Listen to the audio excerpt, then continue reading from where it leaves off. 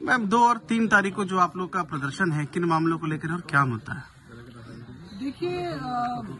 अभी हाल में ही 19 जनवरी को पूर्व मुख्यमंत्री झारखंड के और अभी वर्तमान में झारखंड विधानसभा में नेता प्रतिपक्ष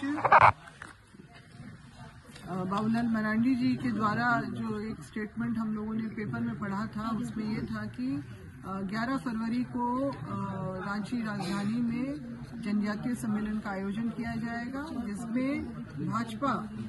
विभिन्न प्रांतों से आए हुए उन 1 लाख आदिवासियों को बताएगी कि भाजपा ने उनके लिए उनके हित में कौन कौन से काम किए हैं। तो नंबर जो उन्होंने फहरिस्त उसमें जारी की, उसमें से आदिवासी महिला को राष्ट्रपति बनाया जाना, झारखंड अगर राज्य का जो है गठन में अपना श्रेय लेना,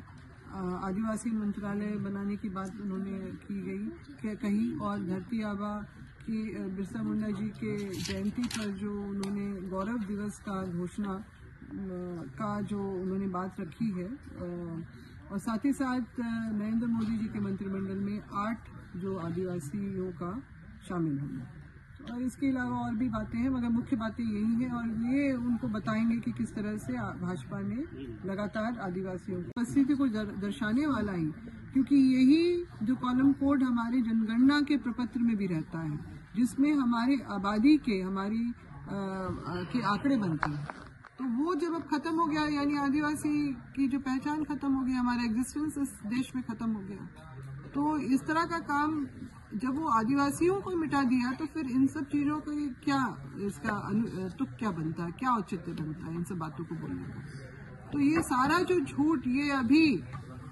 चुनाव से पहले जो ये सम्मेलन करके ये वोट हासिल आदिवासियों का करना चाह रहे हैं, तो हम आदिवासियों को बताना चाहते हैं कि इन्होंने असल में हम लोगों को डिलिस्ट कर दिया है ऑलरेडी, और फिर ये दूसरी तरफ हमारा ध्यान भटकाने के लिए कह रहे हैं कि ईसाई जो आदिवासी हैं, जो आदिवासी ईसाई बन गए हैं, वो हमारा अधिकार लिए चले जा रहे हैं। मगर तो इन्होंने हमारा इस देश के नागरिक कहलाने का भी अधिकार जो है वो खत्म कर दिया है। जो हमारी अपनी विशिष्टता थी, जो हमारा अपना जो विरासत थी, उस सब पे इन्होंने पानी फेर दिया है, और इस तरह का जो ढोंग रचा रहे, ढिंडोरा पीट रहे हैं, तो ये हमसे बर्दाश्त नहीं हो रहा है। और हम इसलिए हमने जो हम दुनिया को बताना चाहते हैं, और विशेष रूप से हम भाजपा को बताना चाहते हैं कि आपका ये जो है जो ढकोसला है, ये जो सारा जो आपने काम किया है, वो हम लोग बर्दाश्त नहीं करेंगे, और आपकी पोल हम लोग खोल के दुनिया के सामने रखेंगे, आदिवासी समाज के सामने रखेंगे। लगातार आदिवासियों के लिए काम किया है। मैम डिलिस्टिंग को लेकर लगातार बातें उठ रही हैं। नहीं, इसका मैं कंटिन्यू करना चाहूंगी कि जो भी ये सारी बातें इन्होंने कही हैं, वो इस बात से कोई सरोकार नहीं है उसका,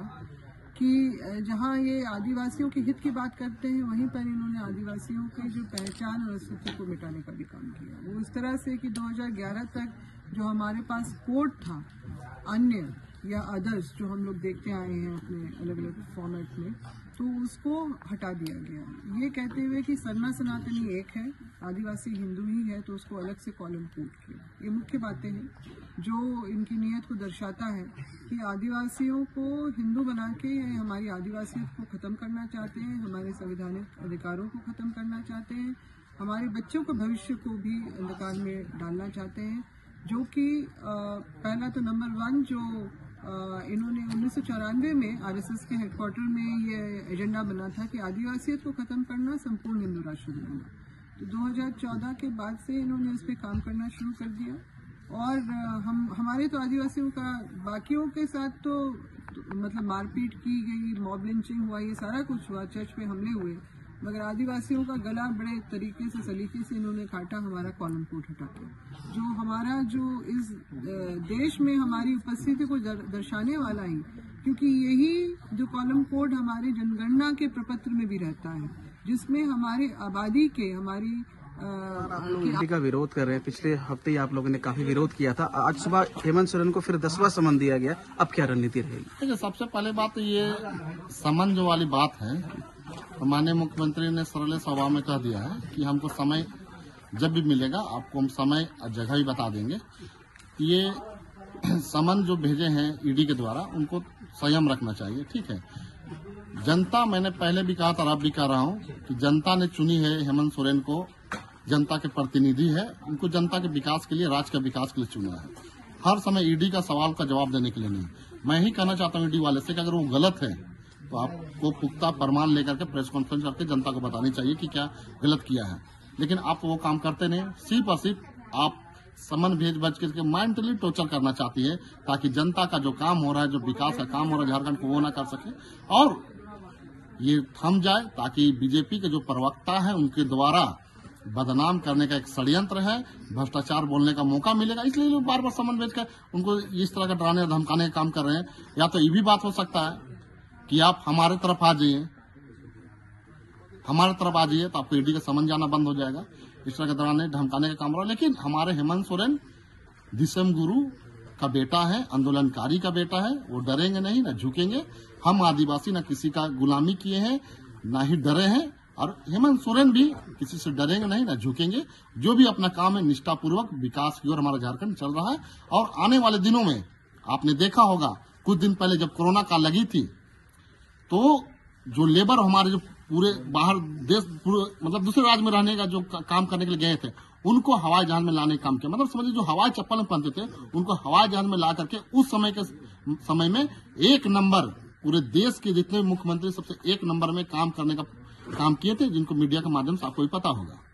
वही चीज उन लोगों को नहीं पता, इसलिए बार बार समन भेज रहे हैं। तो समन भेजना तो हमने शुरू भी कहा था कि आप समन भेजने का काम करते हैं तो